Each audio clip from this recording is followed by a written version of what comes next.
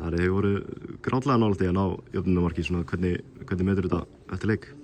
Bara virkilega svekkjandi. Við skúrum markið og rautt spjald í kjölfarið og þá var maður bara svona, herri, við getum náði stigið og þá erum við komnir áfram en boltinn var bara ekkert í leik líka bara í uppbótartímanum. Það var bara alltaf eitthvað stopp og þeir lágu niðri og dómarinn hafði lítil tök á þessu fannst mér þannig. Við náðum, og þegar hann var í leik þá náðum við ekki að skapa okkur raskat þannig, já.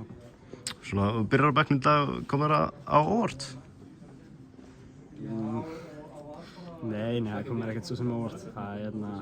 Svona þetta bara. Engin reiði eða einhver pirringur? Jó, auðvitað, ef þú ert að spyrja mig, þá auðvitað ég reiður. Það vill enginn vera á spýtunni.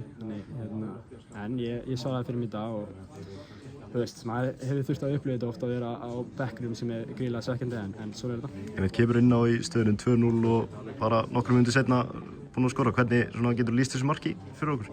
Bara virkilega gott spil og hjá liðinu sjálfu og Valdi gerir vel í að sjá mig og finna mig og góð vikt á sendingunni og gæti sett hann í fyrsta í fjær. Það bara þannig bara, ég er ekkert að fara að klúra hana. Hvað fannst þér svona vanta upp á í lokin að ná ekki þessu jöfnunarmarki? Talar mikla tafir? Já, bara kannski mögulega áttu við bara að fara dælunum í bóksið. Eitthvað þannig, vindurinn var dálítið erfið fannst mér í leiknum, sérstaklega á marki sem við sóttum á í seinni hálfleik þannig. En já, ég veit það ekki, kannski vera aðeins meira direkt en það er auðvitað að segja það núna.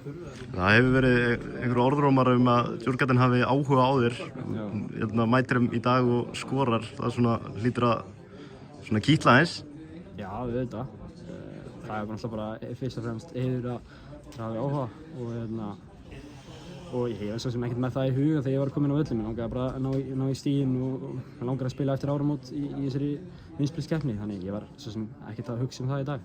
Hefur þú eitthvað heyrt persónulega frá áhuganum? Nei, ekki neitt. Ég bara sá þetta í fréttunum og það er ennþá einn leikur eftir hjá okkur í Víking, þannig ég veit ekkert um þetta. Takk hérlega. Takk.